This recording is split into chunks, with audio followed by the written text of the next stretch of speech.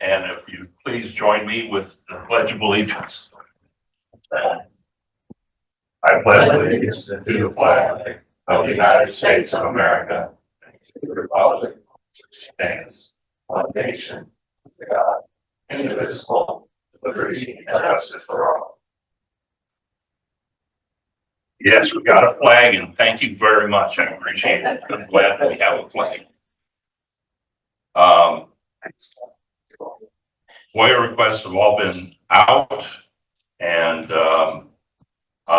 we do have a quorum, so I'll go ahead and ask for an approval of the minutes from the June 27th meeting. Hello. All in favor, please signify by raising your right hand. And it's unanimous. Thank you. I appreciate it. I'll open it up to citizens' comments. Please keep your comments to about 3 minutes, if you would, please. Nobody wants to talk. Okay, that's all right. I'll close citizen comment. Well, wait a minute. Do we have anything online? Anybody? Oh, that's Mary Wayne. Yeah, two of our members online. Councilmember Mitchell is online and Mary Ryan Krieger is online. And okay, we've got 3 of our members online. Right. So I tell you what, if we could, why don't we just go around and introduce ourselves at the table so we know who's in the room? Ed Pappas, Beaufort County Planning Commission. Wendy Sauer, Port Royal Planning Commission. York Glover, Council District 3. And Dick Geyer, Beaufort County School District. Carol Crutchfield, Beaufort County School District. Mike McPhee, City of Beaufort. Phil Cromer, City of Beaufort. Alice Howard, Beaufort County Council District 4. Mike Tomey, City of Beaufort, and online. Mitch Mitchell, City of Beaufort. David Bartholomew, Beaufort County Council, District 2.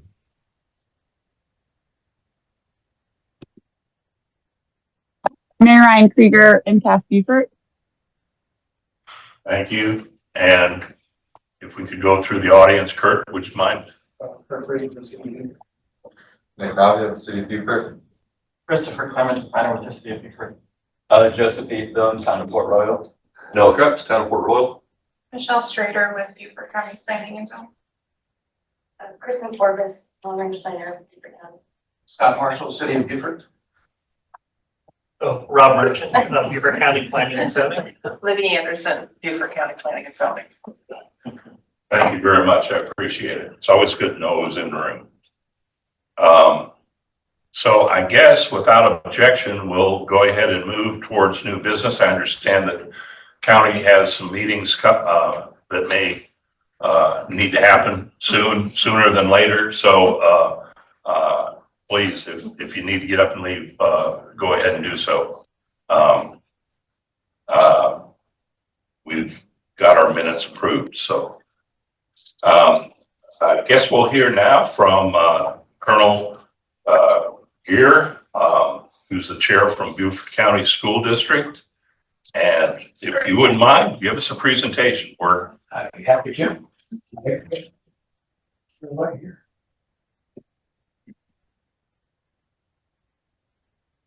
I think I've seen more of you in the last couple of months than I have in the last few years.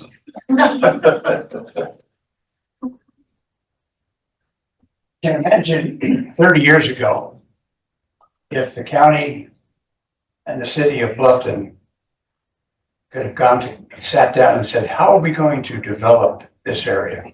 And if we could take them back in time and say, what would you do differently? I will tell you, one thing was we would do differently is get the school district involved, because we might have been there, but we did not talk about where schools need to go.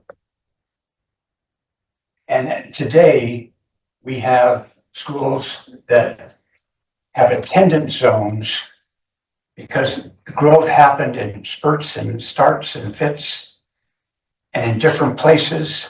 So we right now have school buses that go right past a school that the children could actually or even walk to. to get to a school that had room to take them.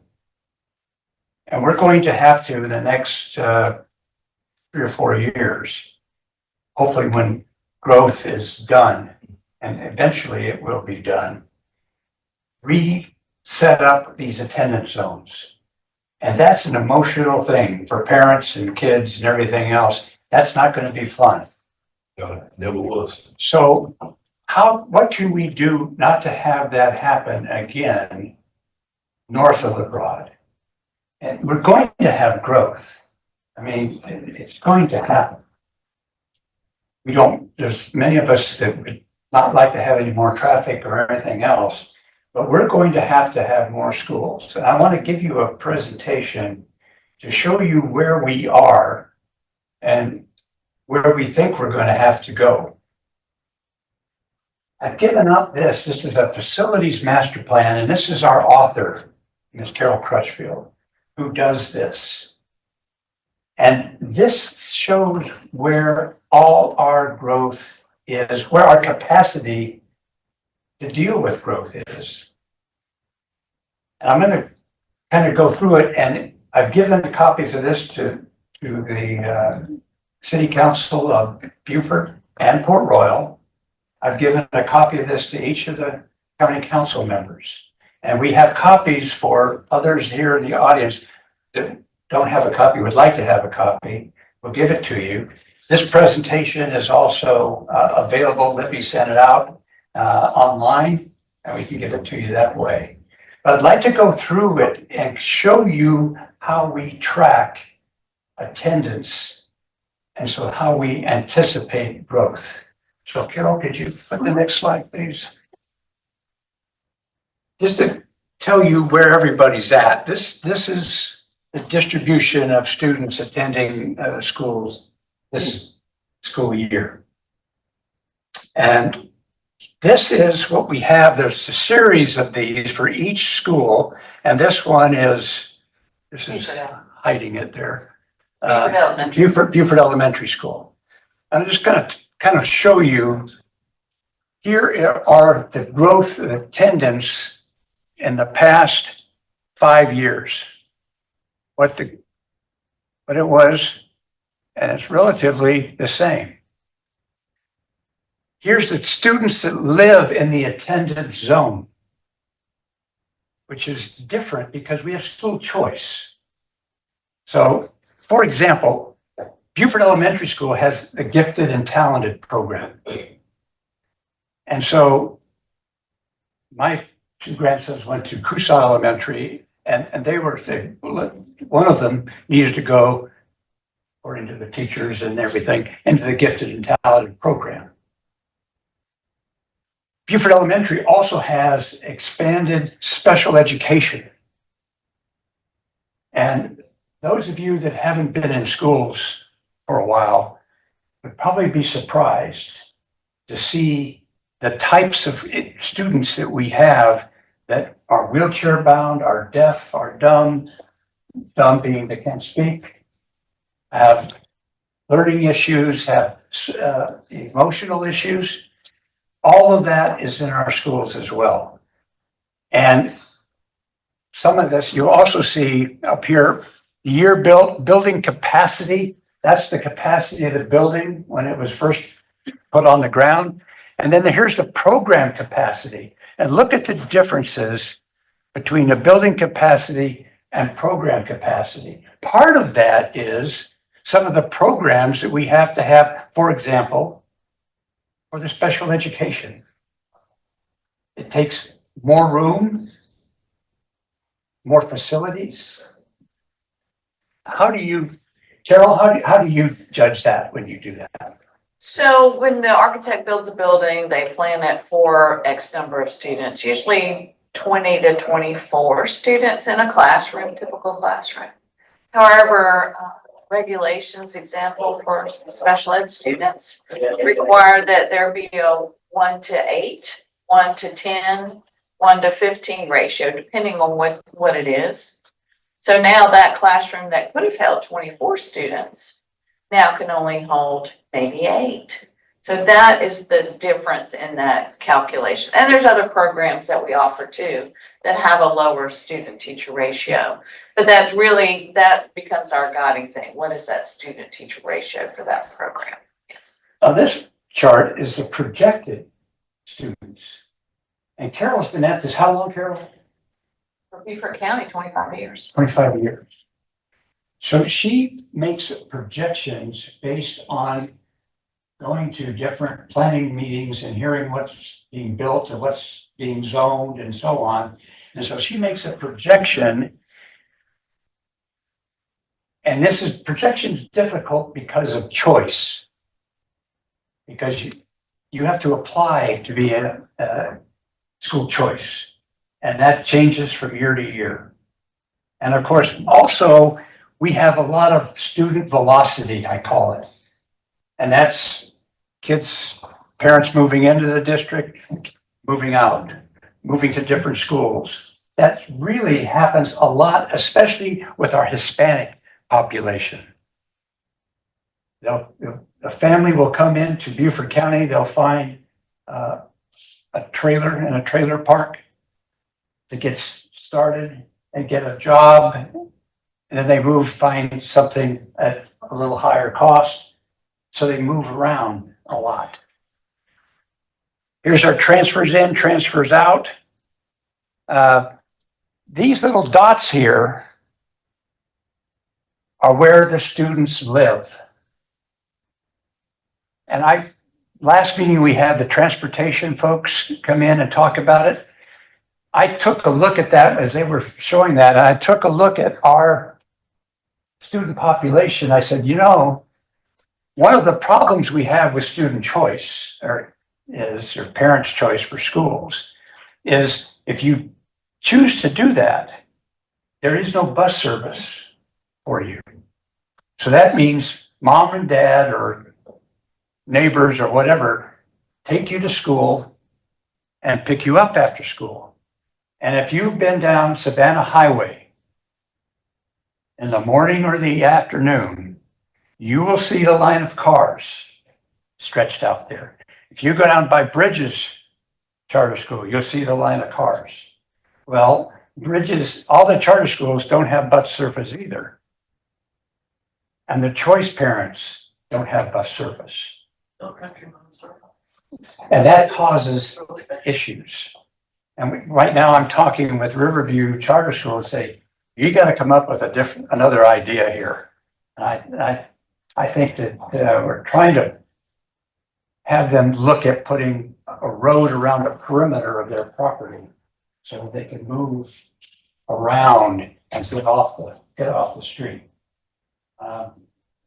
What we can do with Bridges that they're not part of the school district, so I really don't know. So that's Beaufort Elementary. Go to the next slide. Coosa Elementary. Now here's an interesting one. You're built in 1998, building capacity 476, usage rate 98%, and that's capacity with mobiles. They're mobiles at Coosa Elementary.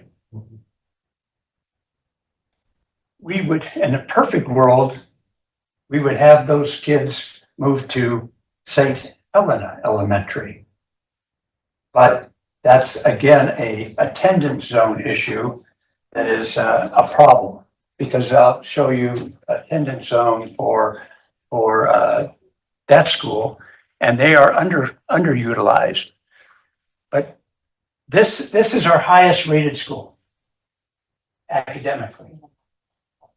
And so the choice zone students and projected students coming in is very good. It's our highest rated school. Let's go to the next slide. Ladies Island Elementary, it's the other one I mentioned to you, over on Ladies Island, over here. And it's only at 56% usage. So we don't want to have 100%. What do you like to see for max usage? So our ideal, and we call it our ideal, is 85%, because that allows you flexibility for programs that you may want to have in that school, allows you room for choice, and allows you room for growth. It gives us time to plan, as things grow. That's our target all the time, is 85%. And see, we have capacity there. Next slide, please. Mossy Oaks Elementary.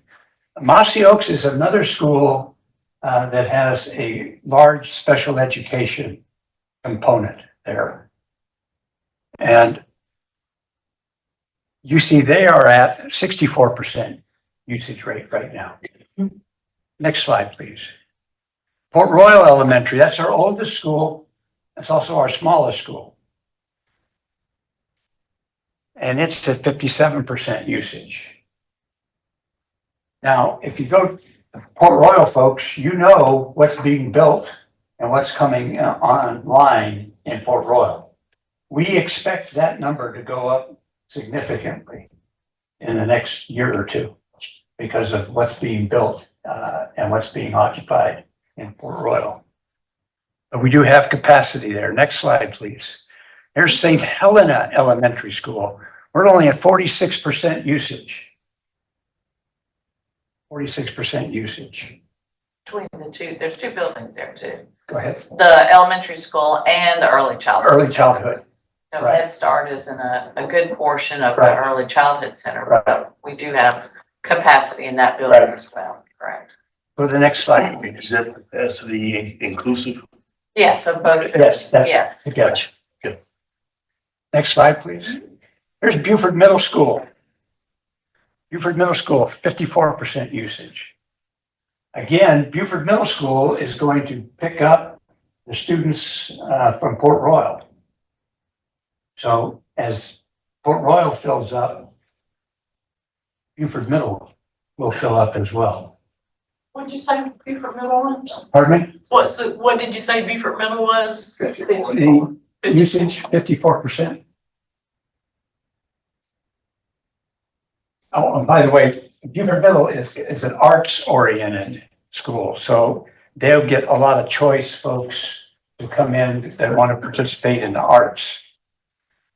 One thing that I'll point out, so in that little box up to the right, it shows you the net transfers. Right. So it uses that calculation table on the in and out where people are coming from below and gives you an idea what that net is coming in. Next slide, please. Ladies Island Middle School. Right now, it's at 42% usage. Now, that school is being replaced. We are working with the architect right now. That school is going to be built right behind the existing school. It's going to go up 3 stories, and we're going to tear down the old school and probably put some more athletic fields or parking areas out in front of it. But the capacity of that school is going to go down to 700 and some from 1,000. And next slide.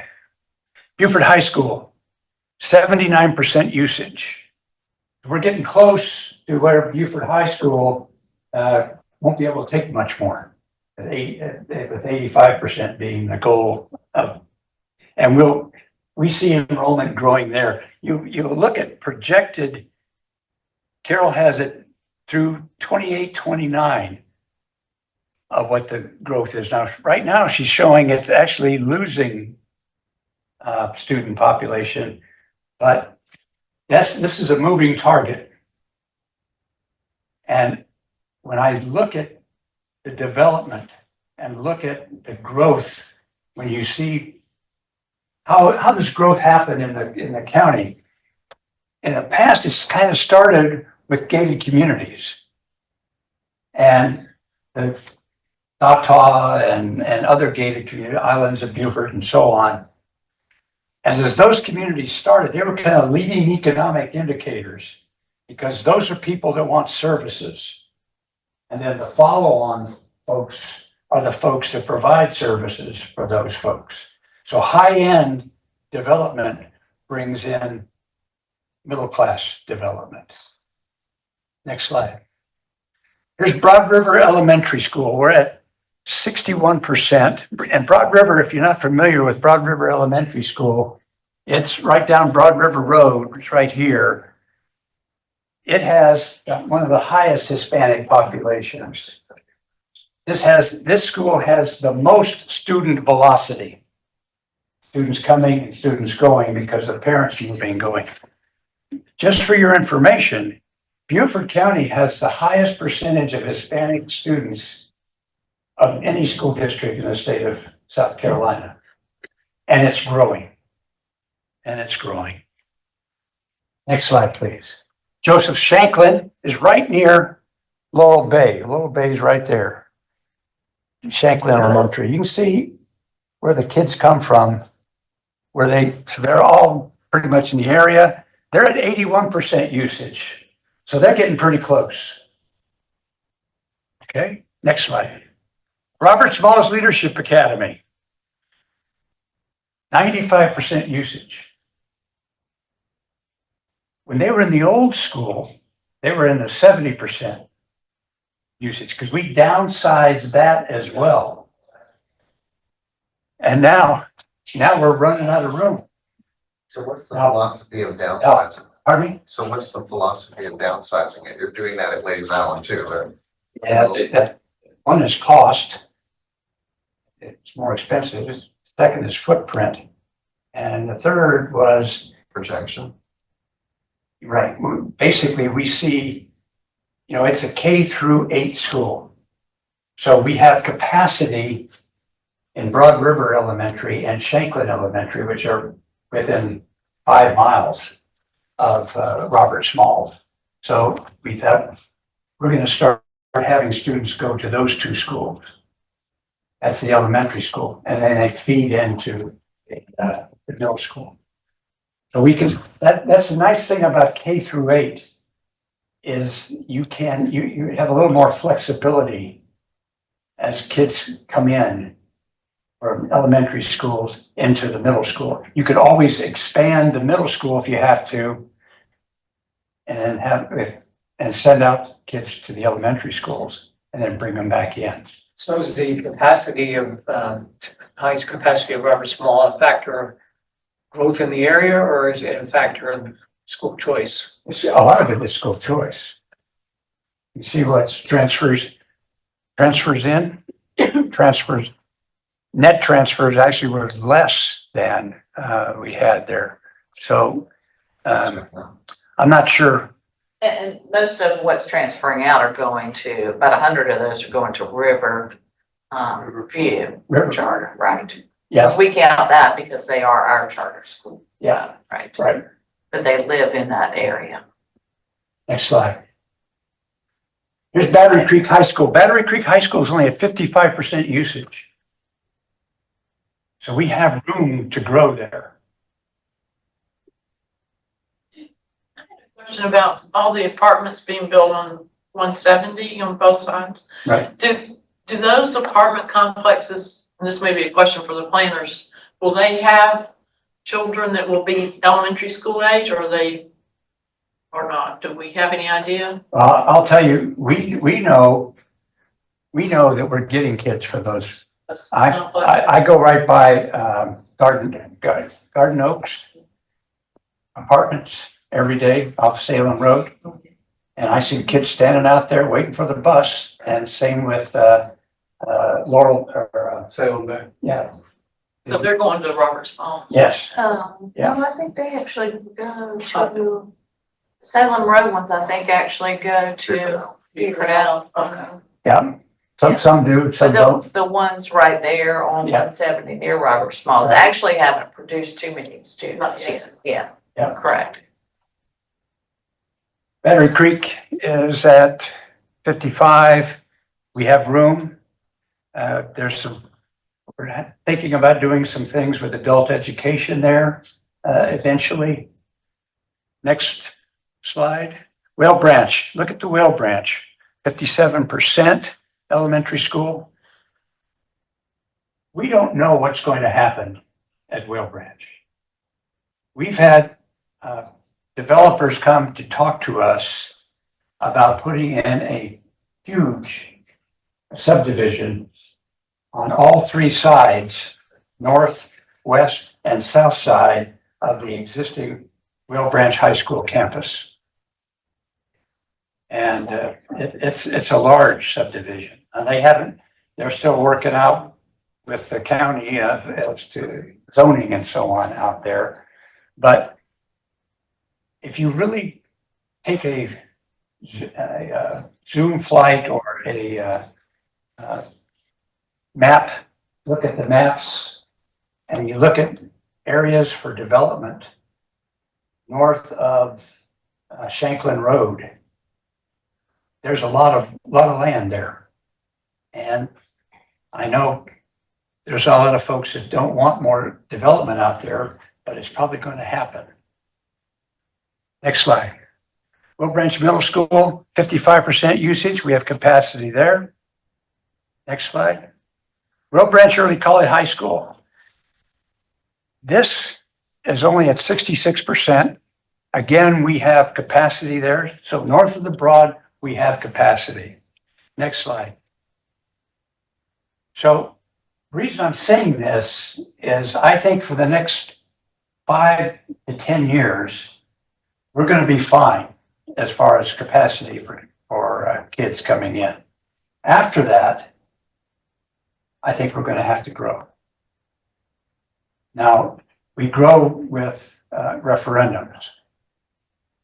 Our referendum that we're in right now, we will have the schools built out within the next 4 years. And then we'll probably have to have another referendum. And we've worked it out with our finances that we should be able to handle another referendum without raising millage because of paying down older debt. So here's a little bit about what's going on with the referendum right now. Safety and security, Hilton Head High School rebuild, Ladies Island Middle School replacement, Bluffton Early Childhood Center, Riverview Charter School. We're going to put a gymnasium at Riverview.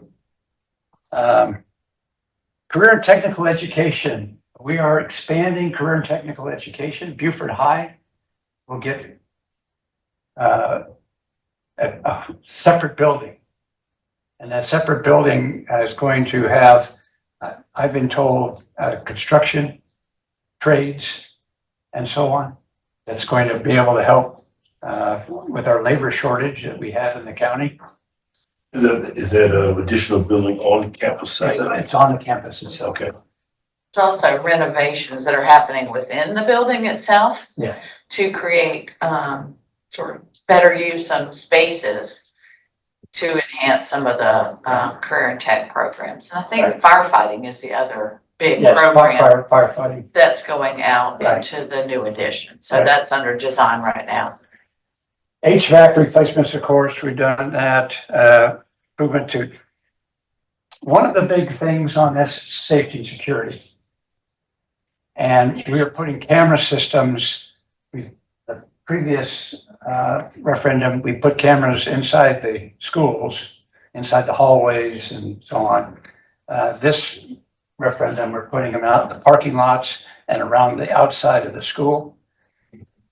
One of the things that we are looking at very strongly now is increasing the security of the building. And I just had a briefing that we're looking at putting in this year some additional security hardware, software.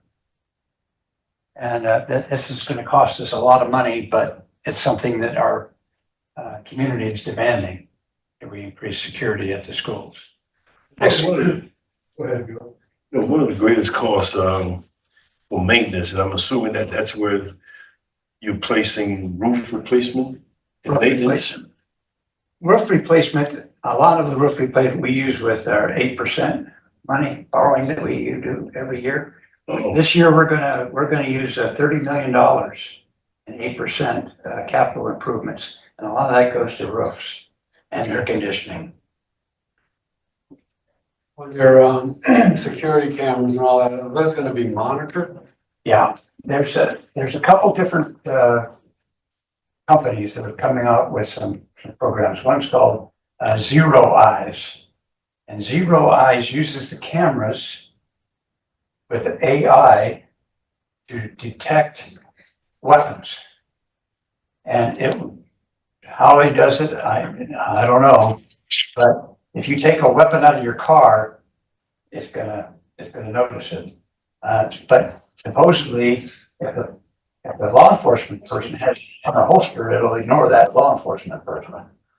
We're looking at having 3 zones: a parking lot zone, an entry to the school zone, and a zone inside the school. And a lot of it is AI. With cameras, we're not trying to go with metal detectors. Metal detectors take too long. If you've been to TSA and gone on a flight, you know what it takes to go through metal detectors. And the false alarms you get. Can you imagine 700 kids going into one entrance into a school, going through a metal detector? So we're looking at other alternatives that's faster and less intrusive, and also portable, so that we can take it to the football stadium. Take it to the gym for the basketball game.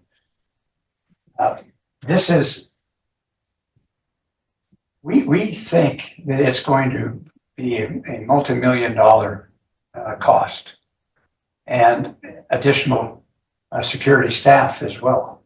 So we want to make sure that we doing this smart, and that we do a lot of, we don't want to put something from this year that something better comes out 2 or 3 years from now.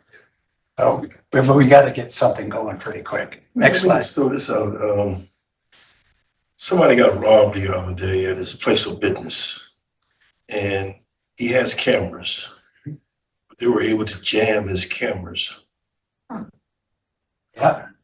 Any kind of defense, there's always somebody going to try to come up with an offense. Well, that's why we're looking at multi-zone, using different methods to identify an issue. Next slide. That's really it. Any other questions? Yes, sir. Going back to your transportation, I know you talked about it a little bit when we were in the transportation, also about the possibility of combining or getting together with a Meadow Breeze and the school system. Have you gone any farther in looking at the possibilities of what could happen? Yeah, one of the problems we have is our buses come from the state. And the state says what we can use buses for. And they are, we went and looked at it. And what we found out was that we would run afoul of the state if we put any resources into another transportation system, because they have their monopoly on buses. So, but for choice parents, they had the freedom to use that. And as you know, choice is where we have the traffic problems. And if we can give out to the choice parents, hey, get on the bus here. There's a Palmetto Breeze or whatever bus coming around. Take that and I'll drop you off at the school. If there's a schedule that would allow that. So that's kind of where we'd have to be. This South Carolina is always something different. Now, one of the things that we need to look at, we have some properties we need to get rid of. We have properties that are excess. We have property at King Street. We have property out at Labico that we need to get rid of. Yeah. And we need to get some more property. And now is the time to get it. before the development gets going too crazy. But I really think we're going to need some property up around Burton Wells. I think we're gonna need some property, up north of, say, let's see, I guess it's Robert Small, not Robert Smalls, it's, Grace Hill Landing Road up by Clarendon Plantation, up in that area. At least one more elementary school probably in 5 years need to be built. And we're gonna have to find a piece of property for that. What about Ladies Island Elementary? I heard rumors that when they built the new Ladies Island Middle, that Ladies Island Elementary might close. No, You're not gonna do there that, right? there was a talk about making Ladies Island Middle a K through 8, Yeah, and not gonna do that. not gonna do that. Some of that excess land, you ought to think about affordable housing. We also have land on Ladies Island. We have land at, what was the name of that street? Springfield. Springfield Road. It's up at the end of Middle Road, up at the north end of Middle Road. And that's available for another elementary school. I would think about getting with the Jasper Housing Trust and then maybe talk about developing a teacher, because you own the land, you can get a developer on there to build some virtual housing for teachers. Yeah, I think And that was, you're not in the real estate business, you already own the land, Right. somebody else can run it and Right. make some money. So I would consider that. Hey, we had kind of an exciting thing happen at Hilton Head Hilton Head School campus. They've got 2 elementary schools, a middle school and a high school, all on that one campus. And a developer came in and said, we're gonna buy this piece of ground right adjacent to you. And we're going to put in modular affordable housing. And it's not like a mobile home. But they can stack these things up. And they said, we'd like to know if we can share parking with you. Heck yes, if you put teachers in it. One of the biggest problems we have with teacher retention on Hilton Head is the commute. Teachers can't afford to live there, but they gotta go over the bridge every day. But we have the same problem at Will Branch, keeping teachers at Will Branch because of the commute. And so, Not only that, it's the cost of rent. oh yes, obviously. The land next to Beaufort Middle School that people have asked about, the school district on it, you know, there's an obstacle course on it. It's adjacent to the football field. Oh, okay, yeah, that's. Is that part of too our wet whole parcel? Is that, it's too wet to develop? Big plans to be about that. Like they want to purchase it? Or put housing on it. Oh, okay. Yeah. We have small pieces of ground. In fact, at the district office, we have a big solar array that used to be Robert Smalls High School, right? No, No. Battery Creek. Battery Goes Creek High Battery School. Creek. Battery Creek High School. Yes. Battery Creek High School. And we've been trying to sell that to the islands of Beaufort. And we can't get an agreement on what the assessed value is. So we're still trying to move that piece of property. Properties like that are not an asset, they're a liability. We're never gonna use it to build on it. But yet if something happens out there, we're liable for what goes on. So King Street property is another piece, went up and toured that. And we're gonna have adult education out there right now, but having one adult education in Beaufort for serving the county is not a good idea. So we're looking at a north of the Broad and south of the Broad campus for adult education. We also have a Mink Point issue. And the Mink Point issue is we have property that goes right up to 170. We don't want a school right up on the edge of 170. And we tried to look at a property swap with some land just to the east of the existing, but the community was not for that because they didn't want development on 170. Cherry Point Road, Cherry Point. Cherry Yeah, Point, but- right there by First on Gateway. Okeechobee, right at Okeechobee. Cherry Point. Sorry, Cherry, not Cherry Hill, Cherry Point. right, yes. So that's an issue that we're dealing with. We're buying Willow Run. Willow Run is off of 278, right across from St. Gregory the Great, the side of the road. We're doing a land swap with the city of Bluffton to try to get the property away from 278 and let the city of Bluffton take care of that. We're talking to them about affordable housing there as well. But this is something that the school district was not involved in, other than some staff people attended planning meetings. And the school district said, we have to start going to city councils, county councils, and work closer with the planning of the local governments. We're not the driver of this. We respond to the growth. Local governments are the driver with their zoning and getting developmental rights out. We also made a big mistake at May River High School. We built May River High School on a private road. And we paid $500,000 when we first started to pay for our part of the road maintenance. And that was good until we built another school, which we're building now. And we had to pay another $500,000 plus $250,000 to put a traffic light in. We will never put another school on a private road. That was lessons learned for us. So that's why we need to look now. You actually see it on the side of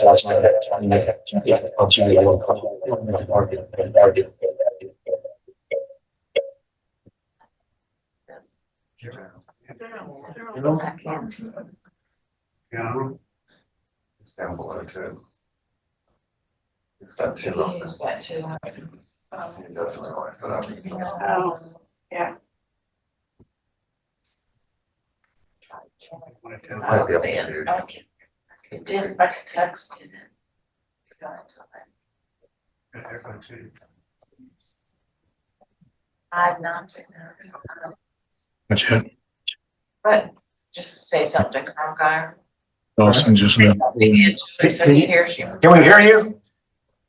To meet him. Mr. Dawson, do you have something to say? He's on down. Yeah, can you guys hear me? Yes. All right. I'm having technical difficulties with my laptop, so I had to come in on my cell phone. Dick, look, I caught part of your presentation and I didn't get the gist of all of it. But nevertheless, I thank you for the presentation that I've seen and the information that you've shared. And I will say personally that once this meeting is concluded, if you would give me a call, I'd like to sit down with you and get some more information from you. Sure, be glad to do that, sir.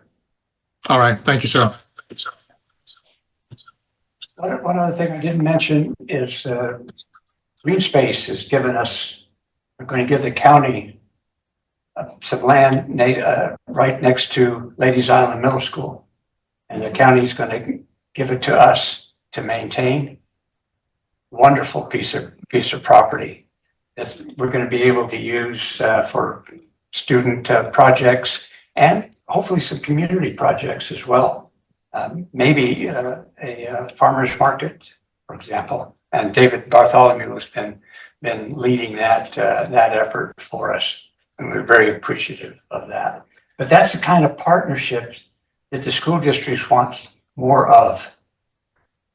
And that's why we're going to be going to council meetings and city council, county council, and so on to try to get out in front of some of these issues that you've got going on. When the county gives a approval for someone to put an industry in, we need to get with them right away to find out how we can help provide labor force for them. It's traffic impact analysis on any of these schools. Oh, Yes. Because I'd like to know, because Oh, the we traffic is do. getting worse and worse and worse, and as you mentioned, yes, yes. these charter schools, are- Well, especially. I don't have any control over them at all, but I will tell you now, we fully understand the impact of traffic to our schools. And that's one reason we had to pay so much money at May River High School. And any school that we have now has to have a traffic study. We have to accommodate parents dropping kids off, because it's always going to happen. What I see is, growth wise, there are a lot of, opportunities for growth north of the Broad as far as the capacity. I agree with you that one of the most difficult thing to do is change attendance zone.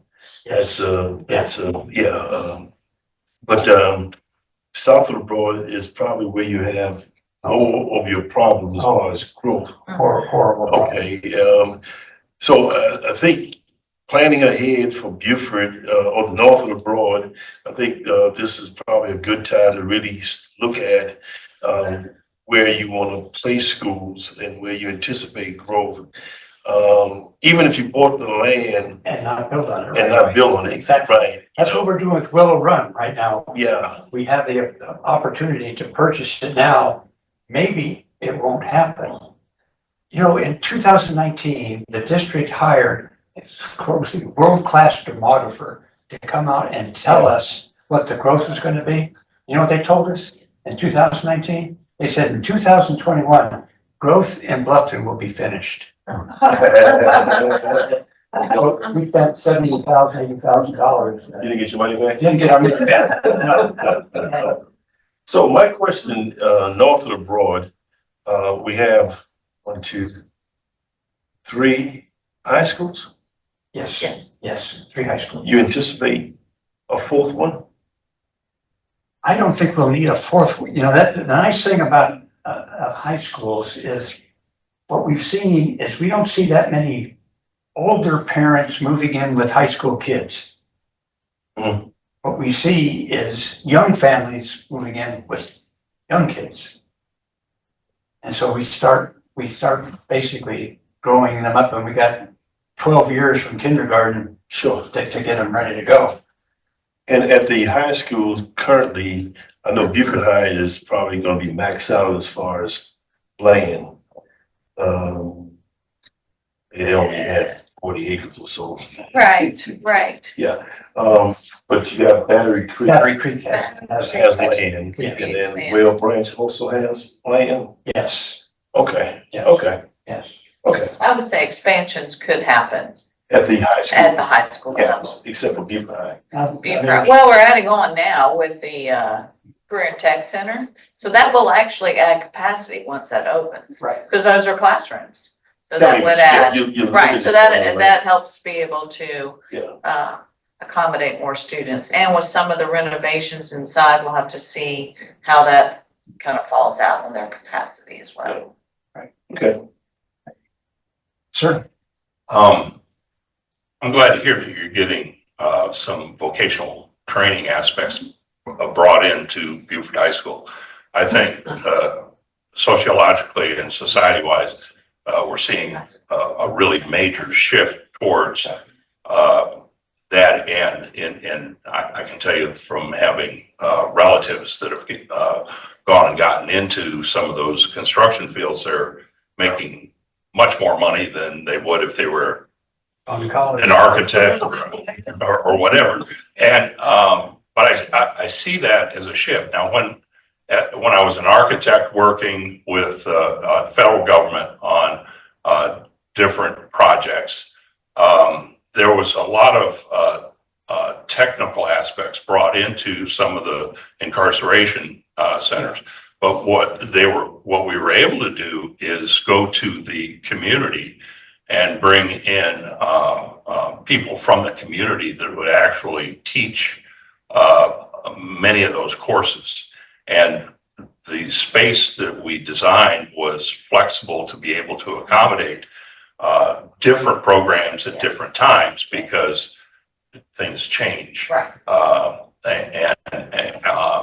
And I'm just wondering, are you looking at, since you targeted Beaufort High School as one area? I don't know how big of a program you're looking at, but are you looking at additional programs in other areas that would do the same thing? Well, each school has unique programs. In other words, what we try to do, for example, Battery Creek has an aviation maintenance program. Battery Creek has a culinary arts program. We're not going to put an aviation program in every one, but we're going to have a marine tech at one. We're going to have a EMS, emergency management person at another one. So we're doing that with all of our high schools. And of course, we have Beaufort Jasper School for Creative Arts out off of 170. And it's amazing what you mentioned that they have now in their class curriculum, they bring in a representative for Entrepreneurs for All, the nonprofit here, to teach these kids about, someday you're going to have your own business. You ought to start thinking about business plans and so on. Because really, if you look at it, many of those graduates are graduating, our welders are graduating and getting $60,000, $70,000 jobs right out of high school. And we offer, national certification for mechanics and plumbers and all that kind of stuff. So it's growing. And the demand is almost more than we can have. That's why we're building these other schools, because frankly, we've got more demand than we have capacity right now. Yeah, I think that's great. And just as a side note too, as you were saying, we had these were incarceration situations, and they were for the younger people that didn't know what to do with themselves and they got in trouble and all that sort of stuff. Well, we had people placed in some of those programs that were the head chef, if you will. And just as an example, and in Colorado, this head chef that we had in charge of the program, he was dedicated to these kids as they came through, and he taught them all of the culinary skills.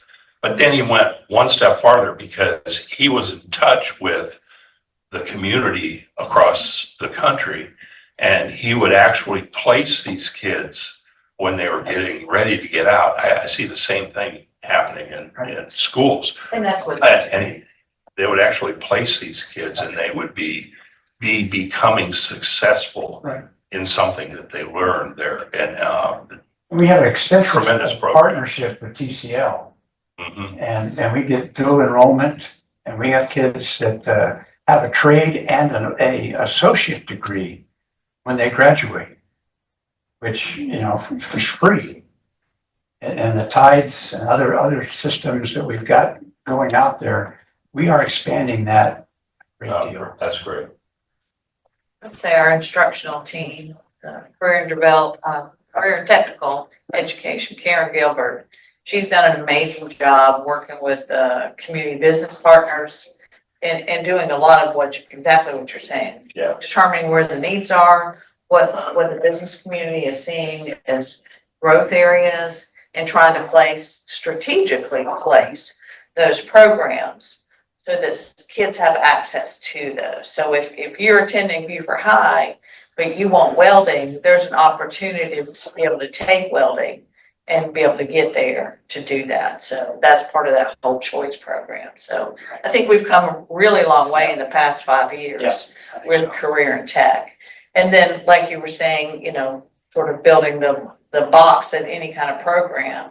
So a lot of our new buildings, those new career and tech buildings are just that. So if something changes in 5 to 10 years and no one's doing welding because there's no demand for it, well, that's a box. We can take it, what's in there out and put a new kind of program in there. So we're trying to be very, again, strategic in how we look forward to doing these things.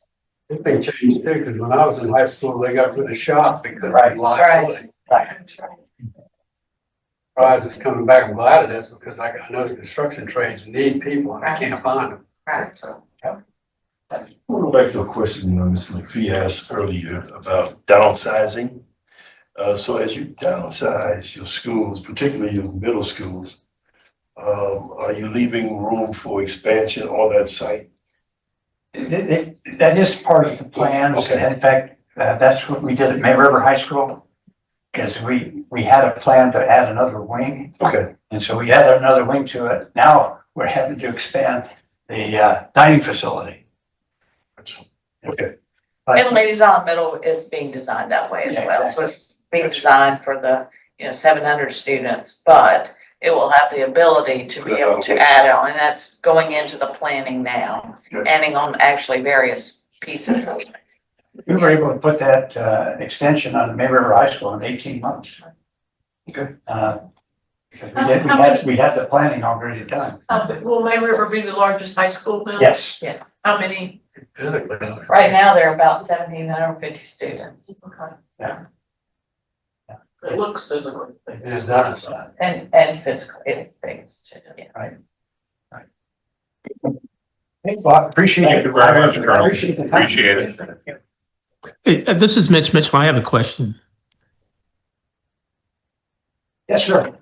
Yeah, for Dick, for the student at, say, Battery Creek, who may want to take advantage of the aviation program, I think it's at Beaufort High. Are there provisions to logistically get that student over back and forth to Beaufort High or to Battery Creek for the culinary or the aviation program? Are there provisions to facilitate the transportation for those students? Yeah, that's the choice program. And If then you we do it choose, for ACE. Yeah. I'm not sure back and forth between the two. There may be, yes, we do have transportation between our schools and the ACE programs that are unique to ACE. Like they have a barbering program, they have a beauty program, they have auto body program. And we have transportation that meet their parent schools, pick them up and take them to ACE every day.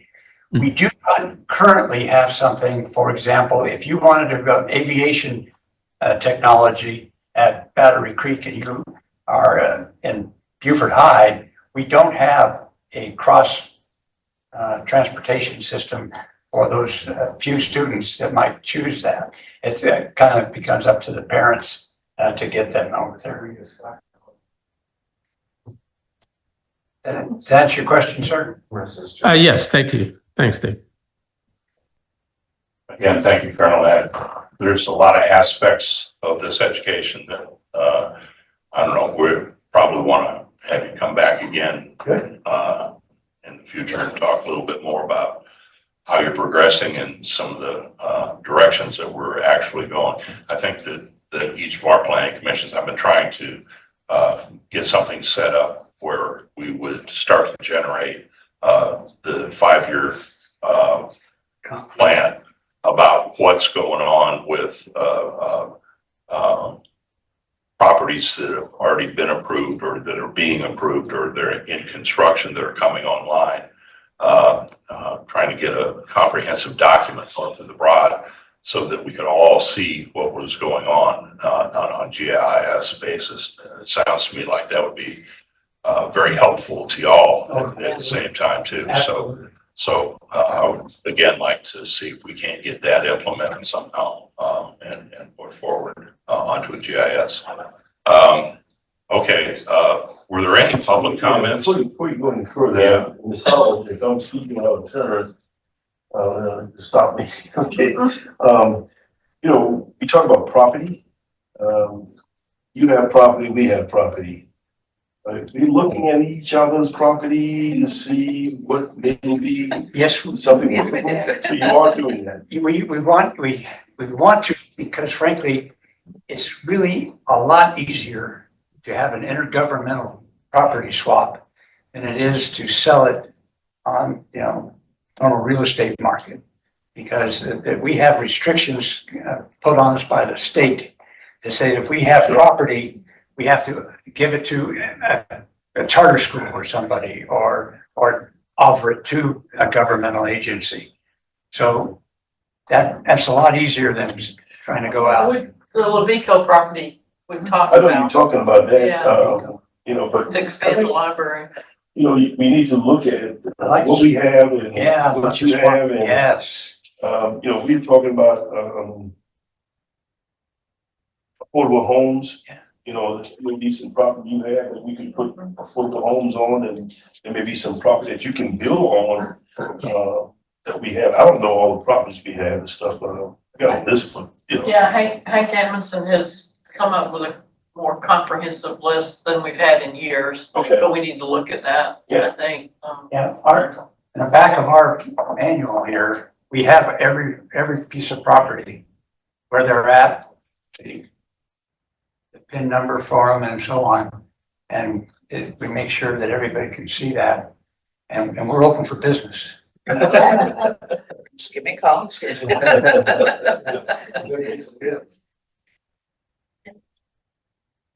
Okay, I guess I asked for any public comment.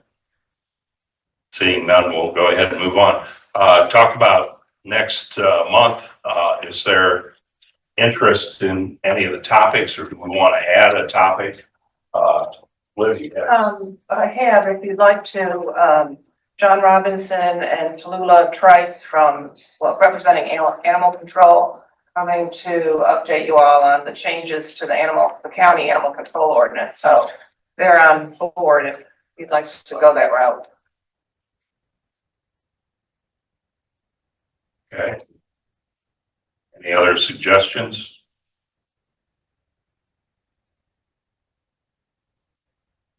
Anything off of the, we've got quite a list in the back, and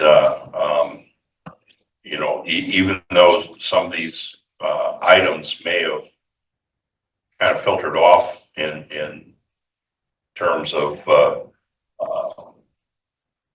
people wanting to talk about them, but they kind of keep coming back at the same time too. So if you wouldn't mind, if you don't have any comments today about other items that we might want to put on the agenda, I don't know how much animal control will take, but I would suggest that maybe we could have two items for discussion on there. So if I don't see anything at the table today. Is the animal control ordinance, is that the one that will then have to come back and all the municipalities to upgrade ours? I think that's the plan, It's already yes, gonna be longer. or the desire. I think it will be longer. You think it will be? Yeah. Okay. Good question. All right. Well, take a look. Yes, Scott. Clarification, the city adopted by reference to the county's ordinance. So because it's by reference, we will not need to change our city ordinance as long as we agree with the amendments there. Gotcha. If we don't, then we need to do something similar. Okay. All right. But like I was saying, let's please send in if you have any comments about what you'd like to see after the next meeting. Let's start taking a look at what we might want to have. I see a number of things on this on these different agendas that would be good topics for discussion right now too. So with that, I'll ask for a motion for adjourn. Second. Motion and second. We're adjourned. Thank you.